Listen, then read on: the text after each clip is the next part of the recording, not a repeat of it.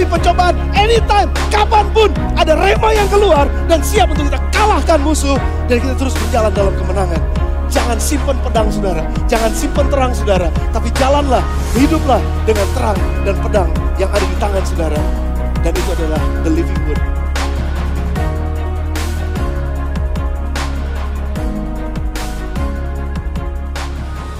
Good. Silakan duduk Bapak Ibu Saudara sekalian. Apa kabarnya pada pagi hari ini? Selamat pagi. Annyeonghaseyo. Oh ini kurang Koreanya kalau yang ini. Kalau yang ketiga empat tuh banyak banget yang Koreanya kelihatannya. Saya percaya Bapak Ibu dalam keadaan yang baik-baik. Amin. Yes. Bersyukur buat hari yang udah masukin minggu yang keempat di bulan Februari 2019. Hari ini adalah minggu yang terakhir dari bulan Februari.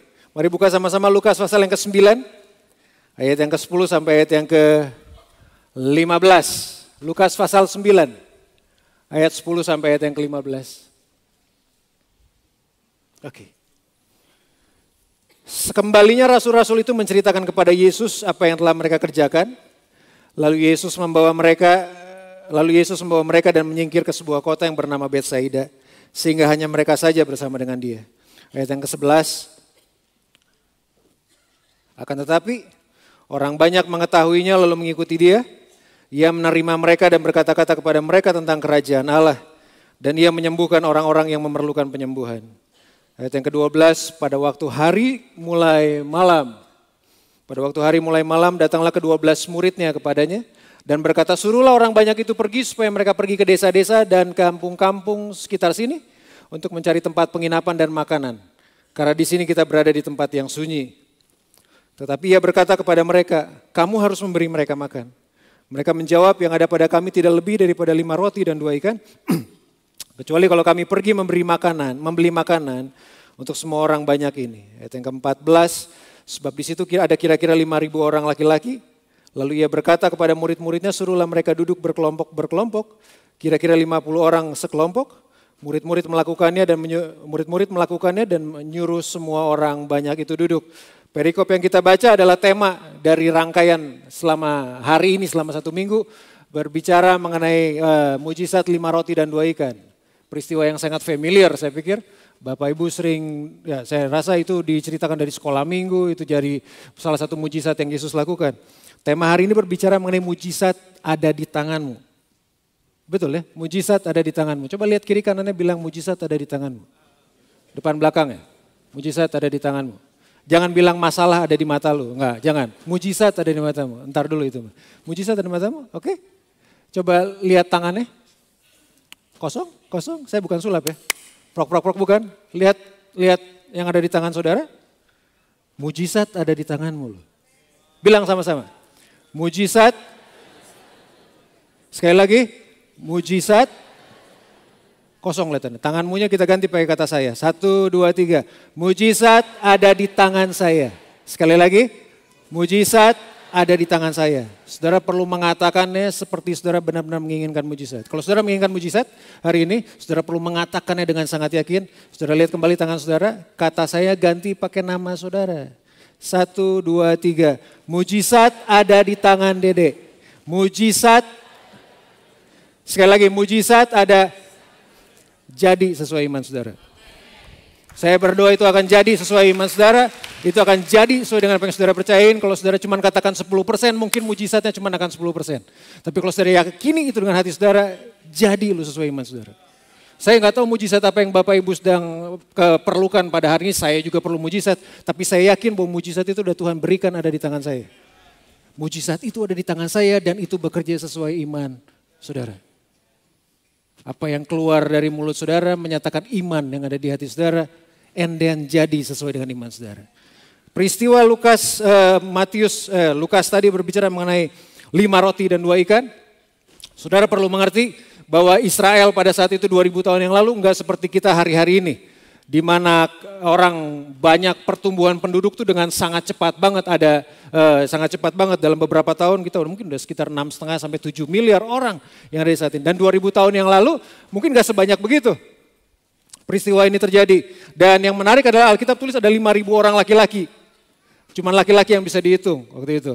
Dan 5.000 orang laki-laki, kalau seorang laki-laki punya 1 orang istri, jangan pikir 2 orang istri, 1 orang istri dan 1 orang anak.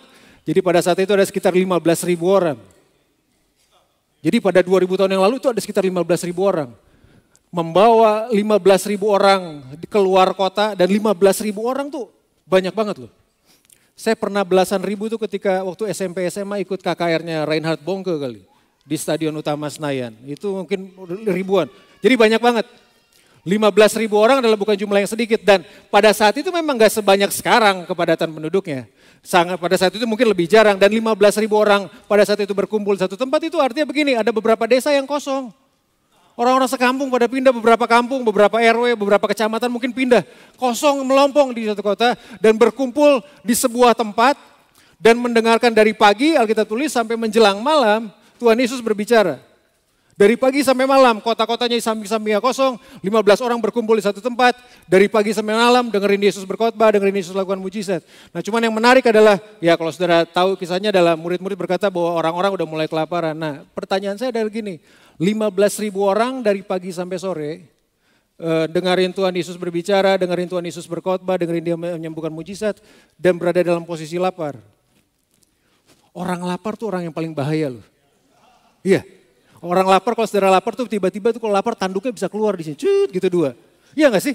Orang lapar kan, kalau orang lapar begini, kalau orang lapar kan gini, udah gak lagi mikir dengan logika seringkali. Kalau saudara lagi lapar kan makan, kalau ditanya enak ya makanannya sampai lahap banget. Bukan masalah enaknya, gue lapar. Kan gitu kan? Udah indera kita tuh udah mulai logika kita berpikir udah mulai diturunin sedikit tuh. Udah mulai mungkin gak dipakai apa? Posisi lapar. Makanya yang paling bahaya tuh masyarakat yang lapar. Itu sangat mudah untuk diadu domba. Itu udah sangat mudah. Karena apa? Posisinya lapar. Orang kalau lapar tuh kadang mertua lewat nggak tahu loh. Cuek-cuek aja ibaratnya kalau dulu menghormati udah saking laparnya gitu ibaratnya. Pernah nggak? Iya dong pernah. Kita kalau lapar banget datang ke restoran, Pak udah datang ke restoran komplain sama pelayannya udah setengah jam mesen ayam goreng kenapa belum juga dikasihin.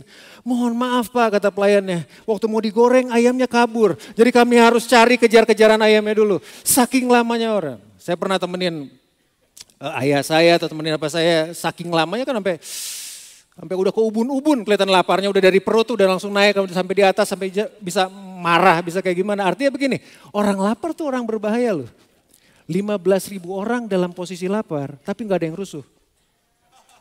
Nggak ada Satpol PP, apalagi polisi huru-hara, nggak ada Brimob yang jagain pakai anjing herder. Nggak ada loh zaman itu. 15.000 orang, ya 10 kali lipat kayak begini. Ada di satu tempat dalam posisi capek, dalam posisi keletihan, dalam posisi kelaparan, tapi nggak ada yang rusuh. Bingung kan? Bingung saya juga. Sampai saya cuma tahu begini, ternyata begini, mereka mendengarkan satu orang di depan yang bukan sekedar seorang pengkhotbah yang hebat. Yang berdiri di depan bukan sekedar komunikator yang hebat. Yang berdiri di depan bukan seorang nabi yang luar biasa. Yang berdiri di depan adalah Tuhan sendiri. Sementara dia berbicara, firman-Nya itu yang membuat setiap orang tuh gak berangkat kemana-mana. Halo, kasih tepuk tangan sekali buat Tuhan.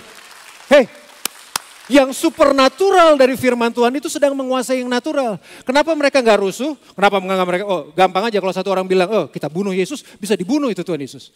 Posisinya lapar. Tapi kenapa mereka bisa nggak berbuat hal seperti itu? Karena the living word sedang berbicara. Tuhan yang hidup sedang berbicara loh. Ketika firman-Nya dilepaskan itu bisa membuat, itu yang saya bilang gini, membuat logika kita, hati dan pikiran kita bisa tetap berpikir jernih. Membuat orang yang lagi kelaparan tuh masih bisa berpikir jernih. Saudara bayangin kalau nggak ada firman Tuhan, sementara saudara dalam kesulitan. Dalam kesulitan, dalam hubungan, dalam keluarga, kita bisa tetap nggak begini, itu istri orang loh, itu suami orang loh, jangan main ambil sembarangan. Itu karena firman-Nya Tuhan loh. Waktu saudara berada dalam kesulitan keuangan tuh saudara mesti tetap pikirannya saudara mesti tetap bisa berpikir jernih. Itu duitnya temen lu, bukan duitnya lu. Yang supernatural dari Tuhan, Tuhan sedang berbicara. Alkitab tulis segini, perkataan Tuhan adalah roh dan hidup. Itu yang membuat hal yang natural bisa dikuasain oleh hal yang supernatural. Firman Tuhan, the living word, itu firman Tuhan yang supernatural loh. Makanya selama 1 bulan, selama 1 tahun ini bukan sekedar tema karena tahun ini tahun panas. Karena kita ada dekat-dekat kompor, ada dekat-dekat tahun panas itu enggak. Bukan, tapi karena ini memang pegangannya. Yang supernatural harus menguasai yang natural. Dan yang terlebih dahulu kalau saudara mau bicara mujizat itu berbicara mengenai hal yang supernatural. Mengintervensi, mencampuri kehidupan kita yang natural. 15.000 orang gak buat rusuh, gak buat huru hara. Karena mereka sedang mendengarkan firman yang berkuasa dari seorang pribadi yang namanya Tuhan Yesus. Kalau itu terjadi 2000 tahun yang lalu, itu yang harusnya terjadi dalam kehidupan kita hari ini loh. Hei. Itu yang harusnya kita pegang hari ini dan hal yang supernatural itu yang harusnya masuk dalam kehidupan kita semua. Bulan lalu saya berbicara mengenai pikiran bahwa apa yang saudara masukin di gelas ini adalah apa yang akan saudara dapatkan dari gelas ini. Kalau saudara masukin air putih, saudara akan minum karbol. Enggak mungkin karbol kan, air putih. Apa yang saudara dengar, firman Tuhan itu yang supernatural itu yang saudara dengar dalam hati dan pikiran saudara, itu yang akan keluar dengan pikiran, itu yang akan keluar dengan perkataan dan tindakan kita. Apa yang saudara masukin, waktu saudara dengerin firman Tuhan, waktu saudara, itu masalah merenungkan firman Tuhan bukan pilihan. Merenungkan firman Tuhan itu kebutuhan. Sama seperti saya dan saudara bernafas, sama seperti kita makan 3 kali sehari atau saudara boleh lebih lah. Kalau kayak begitu, itu sama seperti begitu perenungan firman Tuhan bukannya pilihan. Enggak diajarkan seperti pilihan A, B, C, D, enggak. Itu kebutuhan. Kalau saudara enggak makan, saudara mati. Kalau saudara enggak minum, saudara mati.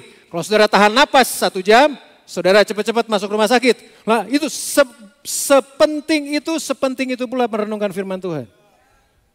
15.000 orang dari pagi sampai malam mendengarkan firman Tuhan, itu yang membuat hati dan pikiran mereka tetap jernih. Dan Tuhan bicara hal yang supernatural dalam kehidupan mereka semua. Tapi bukan berarti kemudian Tuhan Yesus enggak kasih makan, enggak juga. Ada hukum yang supernatural, ada hukum yang natural. Yang naturalnya juga harus diberesin. Dan Tuhan beresin. Kisahnya mengenai mujizat 5 roti dan 2 ikan bukan sekedar bicara mengenai mujizat makanan loh. Tapi itu berbicara mengenai bagaimana hal yang supernatural menguasai kehidupan kita yang natural. Hal yang supra alamiah menguasai kehidupan kita yang alamiah. Ketahuilah, saudara dan saya itu diciptakan supernatural. Kita tuh gak lahir dari monyet. Mirip dari monyet. Kalau saudara mau percaya ya itu terserah lah.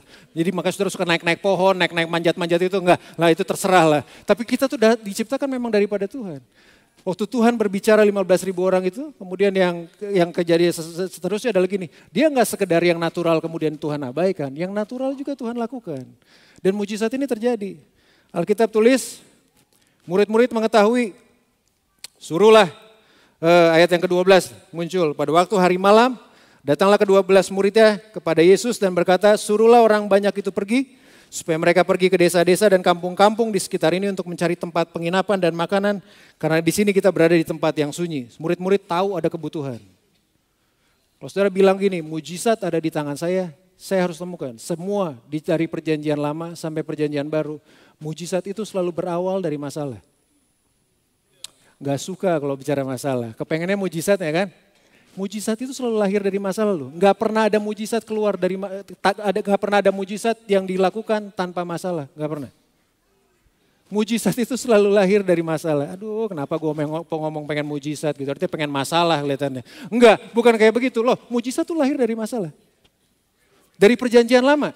Iya, saudara waktu Musa kemudian bangsa Israel dari padang gurun gak punya air. Musa kemudian kan, kehausan kan, dipukullah batu karang keluar kemudian air. Apa? Musa kemudian makanannya kurang, kemudian Tuhan bilang oke kita kasih roti malaikat aja. Tapi roti malaikat itu kemudian turun yang namanya mana, itu kan berasal dari semua masalah. Bukan sekedar itu loh, penemuan manusia sekarang alat manusia yang ada di sekitar kita itu selalu berawal dari semua masalah. Iya, kenapa handphone ada hari ini? Karena kalau pakai telepon biasa, telepon umum terlalu lama. Semuanya itu berawal dari masalah. Kenapa mobil ada, kenapa ini. Semuanya yang ada di dunia itu berawal dari sebuah masalah. Dan kalau saudara, kalau pagi hari ini saudara bilang, kalau saudara inginkan mujizat dalam kehidupan saya dan saudara, bahwa masalah yang kita alamin itu gak sebanding dengan mujizat yang Tuhan sudah sediakan. Hal pertama yang saudara mau ikutin dalam kisah ini, nomor 1, kenallah apa yang saudara miliki. Kenal apa yang kita miliki.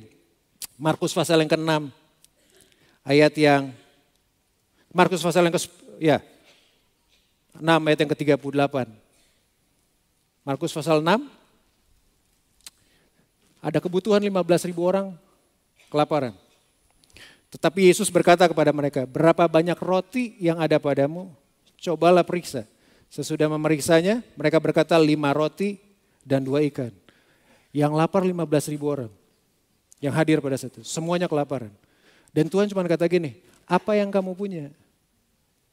Tuhan gak pernah tanya kita apa yang kita gak punya loh. Tuhan tuh selalu tanya apa yang saudara punya. Sama seperti waktu dia panggil Musa, Tuhan tanya gini, Musa apa yang kamu punya di tangan? Tongkat. Sama seperti Yesus lakukan ini juga, apa yang kita punya di tangan? Terima kasih Ibu Esther Elisa buat rotinya. Pas 5. Pas 5. Yang kita punya cuma 5 roti dan 2 ikan. 15.000 orang kelaparan. Saya udah lihat muka-muka lapar, lihat di sini ada yang muka lapar.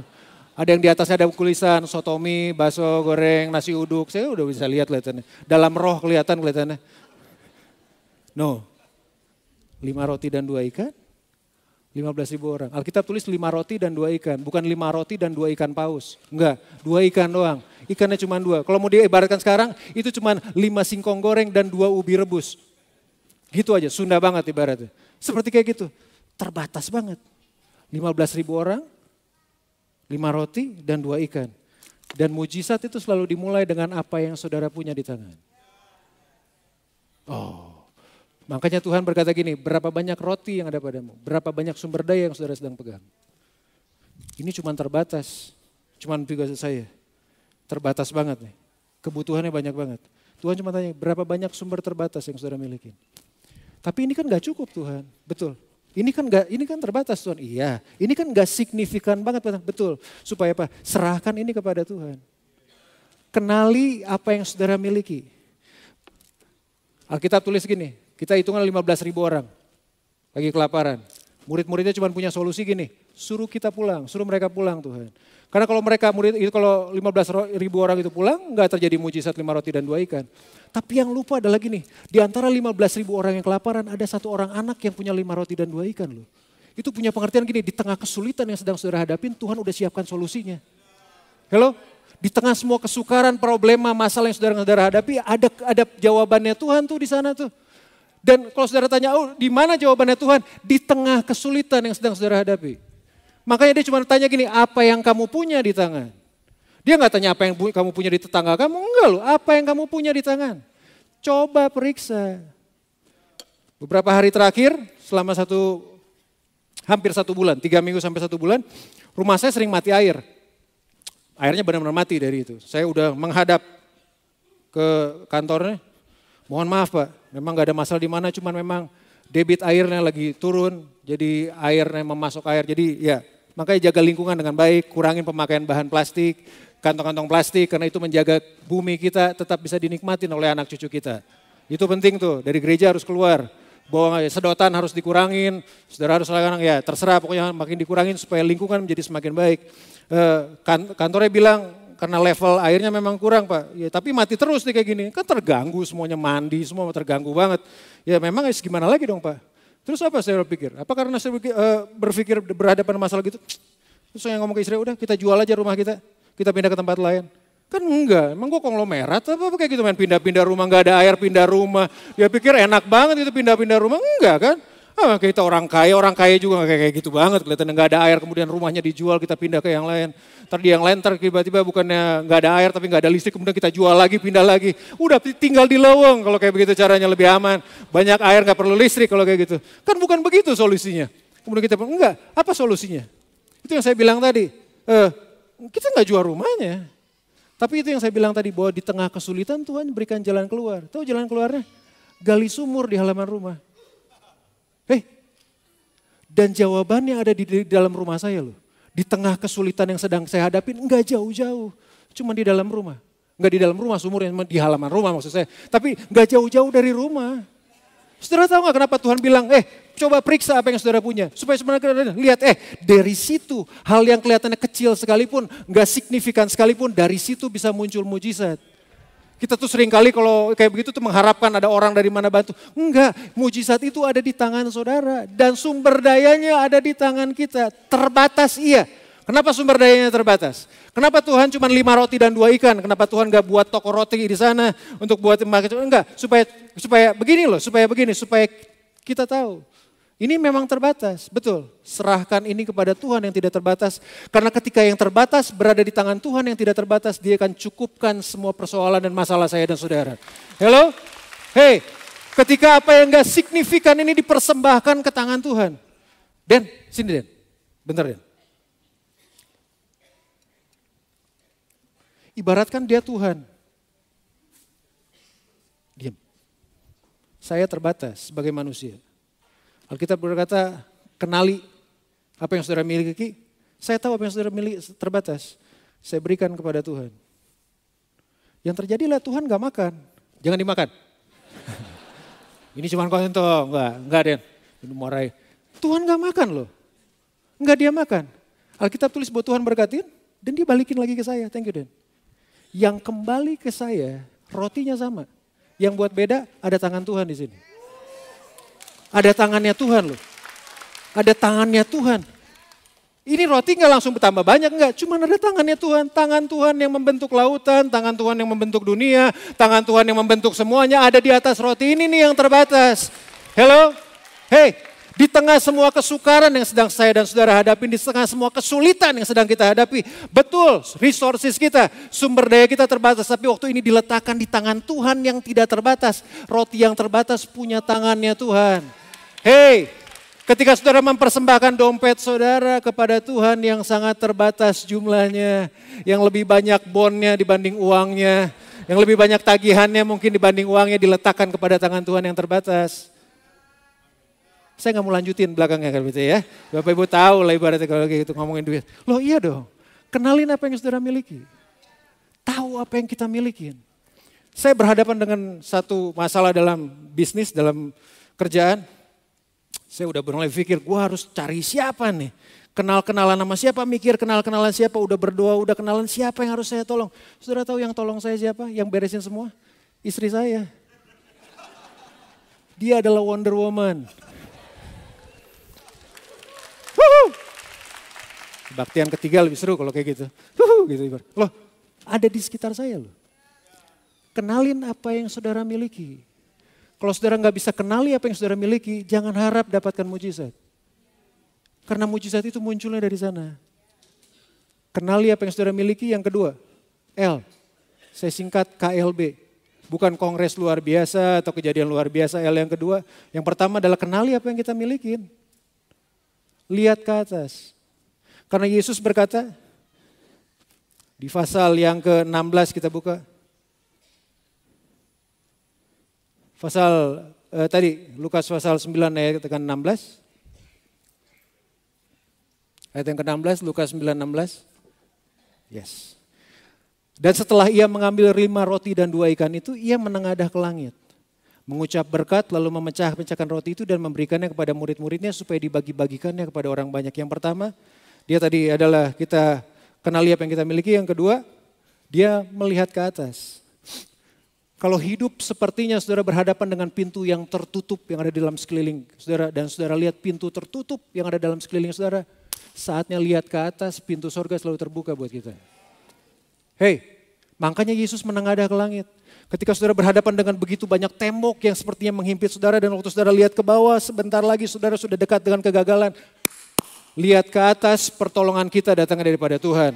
Hei, pertolongan kita datang daripada Tuhan. Ketika semua pintu tertutup, pintu sorga selalu terbuka buat saya dan saudara. Hello, di tengah semua kesulitan yang sedang saudara hadapin, di tengah semua hal yang mungkin sepertinya menyesakan kehidupan kita semua, pintu untuk ke sorga selalu terbuka. Karena pertolongan kita datang dari atas. Pertolongan kita datang daripada Tuhan. Kalau Tuhan udah buka satu pintu, gak ada satu orang pun manusia atau apapun juga yang bisa tutup. Kalau Tuhan udah buka sebuah pintu dalam kehidupan saya dan saudara, nggak ada sebuah hal yang paling hebat yang ada di dunia ini atau yang ada di alam semesta ini yang bisa dia tutup. Saatnya untuk lihat ke atas. Di tengah semua persoalan, masalah yang sedang saudara hadapi, lihat ke atas. Tuhan izinkan, bahkan Yesus sebelum buat mujizat, dia menengadah ke langit loh. Bukan dia lihat cuaca kayak gimana, dia sedang berbicara kepada sorga. Karena pertolongannya datang dari atas. Pertolongan saudara bukan datang dari gunung-gunung tuh Pastor Arif khotbahin Mazmur 121. Enggak, pertolongan kita datang dari yang ada di atas gunung. Kalau gunung bisa dilihat mata, yang ada di atas gunung gak bisa kelihatan mata. Dan dia lebih besar daripada apapun juga. Amin. Yang kedua, lihat yang di atas. Lihatlah yang ke atas. Yang ketiga, B-nya. Kenali apa yang saudara miliki. Lihat ke atas. Bersyukur buat yang terbatas. Seringkali kita sukar untuk bersyukur buat 5 roti dan 2 ikan yang kita punya. Sukar, karena kebutuhannya terlalu banyak. Kita seringkali meng-underestimate 5 roti dan 2 ikan. Seringkali kita menganggap, 5 roti 2 ikan ini bisa apa sih? Bisa apa sih lo? Enggak bisa apa-apa kan? Cuma bisa dimakan doang. Cuma buat bisa kita. Seringkali kita sendiri sebagai manusia meng-underestimate dia. Karena kita meng-underestimate, meremehkan, kita gak pernah bersyukur loh. Pernah saudara bersyukur buat istri yang sudah mendampingi saudara? Pernah saudara bersyukur buat pasangan suami yang sudah mendampingi saudara? Pernah saudara bersyukur buat semua hal yang ada di sekeliling saudara? Hanya ketika kita memutuskan untuk bersyukur dengan apa yang terbatas yang kita miliki. Di sana Tuhan akan membukakan pintu mujizat dalam kehidupan kita semua. Pernah saudara bersyukur buat pekerjaan? Pernah saudara bersyukur buat anak yang saudara miliki? Hanya di titik itu. Karena waktu saudara bersyukur kepada Tuhan, pada dasarnya saudara sedang setuju bahwa Tuhan lebih besar daripada yang terbatas yang sedang saya miliki. Bahwa dia memiliki kuasa yang tidak terbatas, dia pribadi yang tidak terbatas. Dan waktu saya bersyukur, terima kasih Tuhan. Kalau saudara gak bisa berterima kasih dengan 5 roti dan 2 ikan, saudara gak akan pernah bisa berterima kasih kalau Tuhan kasih saudara 5 mobil dan 2 apartemen. Jangan harap. Jangan harap Tuhan kasih, jangan ngarep juga ngimpi untuk Tuhan kasih. Kalau saudara gak bisa mensyukuri 1000 perak yang ada di dompet, Tuhan gak akan pernah kasih 1 juta loh dalam tangan saudara. Makanya Tuhan berkata gini, setia dalam perkara yang kecil. Karena justru hal-hal yang besar muncul dari hal yang kecil. Kalau saudara gak bisa mensyukuri pekerjaan saudara hari ini, jangan harap saudara naik gaji, mendingan naik genteng aja. Loh iya dong, kita kerja sekarang, kita ngomong hal yang negatif tentang kantor, di akhir bulan nuntut demo, pengen naik gaji, naik loteng aja kelihatannya. Enggak, syukurin apa yang saudara punya. Bersyukur buat istri, suami, anak yang Bapak Ibu punya. Karena di situ letaknya loh. Bahwa mujizat itu adalah step by step dan itu salah satu stepnya adalah saudara bisa mensyukuri yang terbatas yang saudara miliki. Kita seringkali berpikir seandainya saya seperti konglomerat A. Enggak, kalau saudara gak bisa syukurin rumah sekarang yang masih kontrak, saudara gak akan pernah dapatkan rumah yang akan saudara miliki sendiri. Kalau saudara gak bisa mensyukuri sepeda yang saudara sedang naikin sekarang, saudara gak akan pernah bisa mensyukuri mobil yang akan dikasih. Jangan harapkan akan hal itu. Bersyukurlah buat apa yang terbatas yang saudara miliki. Bahkan bersyukurlah di tengah kesulitan yang sedang saudara hadapi. Karena justru dalam masalah itulah terletak mujizat kita. Nomor 4. Kenali apa yang kita miliki. Lihat ke atas yang kedua. Bersyukur buat yang terbatas, yang keempat. B yang terakhir, bagilah dengan yang lain. Hari itu di 5.000 orang laki-laki yang hadir. Semuanya kelaparan? Enggak. Bocah yang punya 5 roti dan 2 ikan? Enggak kelaparan. Di antara 15.000 orang yang hadir, yang paling enggak butuh mujizat adalah anak kecil ini. Karena dia punya 5 roti dan 2 ikan. Dia gak ambil pusing mau Yesus mau buat apapun juga. Dia gak perlu Yesus buat mujizat. Tapi dia punya 5 roti dan 2 ikan. Dia gak butuh mujizat loh. 14.999 orang kelaparan. Dia mah kagak. Dia punya makanannya. Tapi heran bin ajaib. Justru dari anak kecil ini kita belajar sebuah prinsip yang sangat luar biasa. Waktu anak kecil ini berani melepaskan apa yang di tangan dia. Bahwa dia gak gini. Dia gini. Dia nggak bergantung pada hal yang kelihatan yang terbatas, tapi dia gini, dia mau berikan ini kepada Tuhan. Sekarang waktu anak kecil ini memberikan 5 roti dan 2 ikan kepada Tuhan, dia menjadikan dirinya sama dengan 14.000 yang lain, dia membutuhkan Tuhan. Itu sebenarnya memberikan saya dan saudara sebuah kesempatan gini, kita nggak tergantung dari sumber daya yang terbatas, kita cuma tergantung kepada Tuhan. Karena waktu kita tergantung pada Tuhan, Tuhan bisa lakukan apapun juga dalam kehidupan. Hello? Kalau saya dan saudara bergantung kepada Tuhan, Tuhan bisa lakukan apapun juga loh. Anak kecil buat saya, man of the match, kalau pemain bola, bintang hari ini, pemain terbaik hari ini, anak kecil ini. Seorang anak kecil, kita tahu anak kecil kan, saya pernah kecil.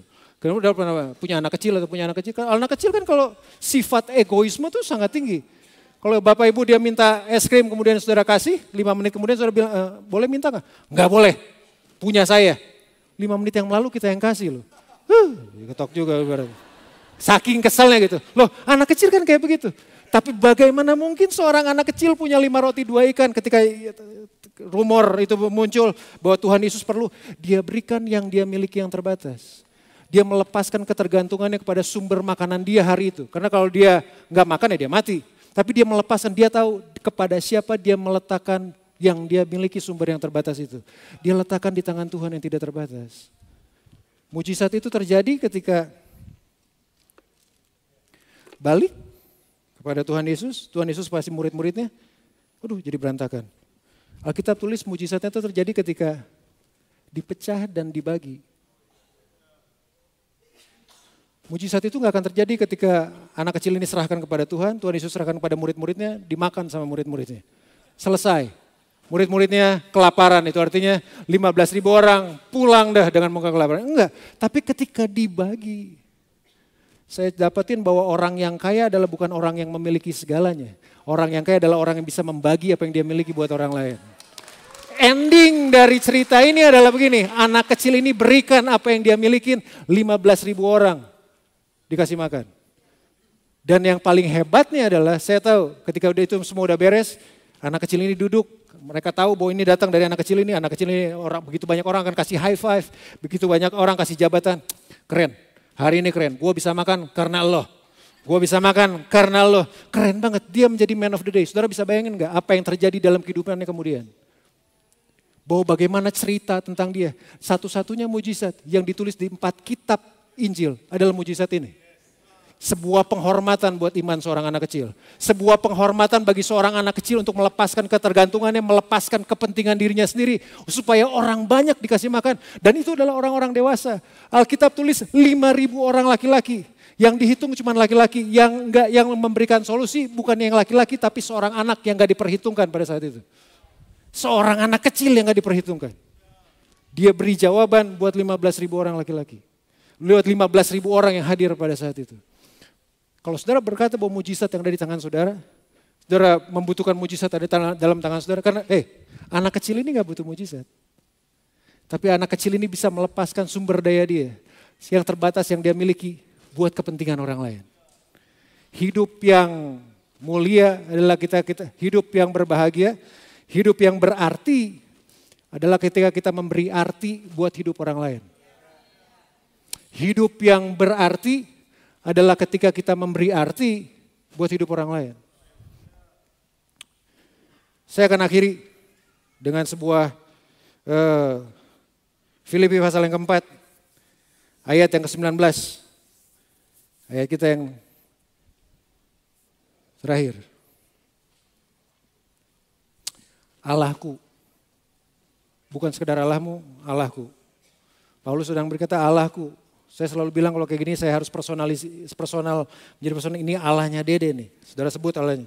Allahku akan memenuhi segala keperluanmu menurut kekayaan dan kemuliaannya dalam Kristus Yesus. Allahku akan memenuhi segala, sebut bukan segala keinginanmu. Kalau keinginan kita banyak yang gak benernya. Betul? Ada yang pengen punya istri 2 kah, punya lagi 2 kah, punya apa? Banyak gak benar. Tapi Allahku akan penuhin segala keperluanmu. Segala keperluanmu menurut kekayaan dan kemuliaannya di dalam Kristus Yesus. Kalau keperluan saya segini, ibaratkan kekayaan Tuhan tuh sebesar ruangan ini. Sangat mungkin dia bisa cukupkan kebutuhan kita. Sangat mungkin. Awal bulan kemarin, saya istri kemudian dengan kakak-kakak ada satu keperluan sih, ada satu kebutuhan yang muncul. Ada satu orang yang harus kami tolong, bukan harus kami tolong sih. Waktu dengar ceritanya kemudian kami sepakat keluarga ya udah kita tolong aja nih orang. Dan saudara perlu mengerti bahwa ada beberapa kerjaan saya yang memang belum dibayar beberapa bulan yang lalu. Jadi secara cash flow atau secara apa memang ya agak terganggu. Tapi kami yakin kita tolong aja deh memang. Karena ayah mertua saya selalu ngajarin kalau nolong orang jangan ditunda-tunda. Mau soal nolong orang lagi sakit sampai orang yang mati nggak ditolong-tolong, kelewatan banget kan ibaratnya. Tolong aja, tolong. Dan kami tahu hitung ya tahu, kita tolong aja. Saya dengan berapa kakak-kakak, kemudian udah kita tolong. Nggak pernah kepikir apa-apa Pak. Nggak, jumlahnya juga nggak ini banget sih. Tapi yang heran adalah ketika kami tolong, ya udah kami kasih aja, kemudian kita kasih. Saya lupa itu hari Sabtu, hari Selasa atau hari Rabu, ada SMS masuk. Saya masih pakai SMS, jadi saya lahir tahun berapaan ketahuan, saya masih nggak pakai SMS, nggak pakai WA, nggak pakai yang lain, SMS masuk Pak, SMS-nya. Kami mau perpanjang kontrak di tempat Bapak. Saya lupa ternyata. Kemudian saya bilang, oh iya Pak, iyalah mau terima duit kok ditolak sih. Ya nanti besok saya hubungin, saya bilang. Karena saya perlu tahu kontraknya sampai kapan, itu jangan-jangan udah lewat. Itu bulan akhir Januari mendekati Februari. Kemudian saya cek, itu kontraknya ternyata masih bulan April. Baru beres. Orangnya Februari udah kontak saya loh. Bukan sekedar kontak, dia udah transfer, Pak saya minta nomor rekeningnya dong, saya tanya transfer. Cuma saya bilang kan, kalau bilang nanti aja, kan butuh duit juga kan ibaratnya. Ayo nanti aja, enggak ya udah Pak saya kasih kemudian dia transfer. Kemudian saya mikir kemudian gitu, apakah itu sebuah kebetulan? Saya udah belajar untuk mulai mematikan prinsip kebetulan dalam kehidupan saya. Bahwa segala sesuatu dirancangkan oleh Tuhan, segala Tuhan dalam kehidupan kita semua. Karena yang terdengar tuh seperti Tuhan sedang berbisik, kalau kamu berani lepas apa yang ada di tanganmu, buat orang lain, aku akan lepas apa yang ada di tanganku buat kamu. Wah, untuk hal seperti kayak gitu tuh, you are the boss dah. Tuhan udah paling oke dah. Dan itu yang terjadi loh dalam kehidupan kita loh. Kalau saudara berani lepaskan apa yang saudara miliki buat orang lain, Tuhan akan lepaskan apa yang ada di tangannya buat diri saya dan saudara. Pernah dengar Tuhan bangkrut? Pernah dengar Tuhan lagi BU butuh uang? Pernah dengar Tuhan lagi galau gitu? Gak pernah kan? Pernah saudara lagi berdoa, Tuhan tolong saya butuh kekuatan daripada Tuhan. Kemudian tiba-tiba suara dari surga bilang, malaikat bilang mohon maaf Tuhan gak bisa jawab doa hari ini karena Tuhan lagi masuk angin. Kalau orang pintar bisa minum tolak angin. Kalau Tuhan minum tolak apa coba? Gak usah dipikirin, gak penting juga kelihatannya. Mari sama-sama bangkit berdiri di hadapan Tuhan. Tuhan yang kita sembah adalah Tuhan yang selalu mendengar, menjawab dan ada dalam sama dengan kehidupan kita semua. Yang kita perlukan adalah kita cuma cukup percaya kepada Dia loh.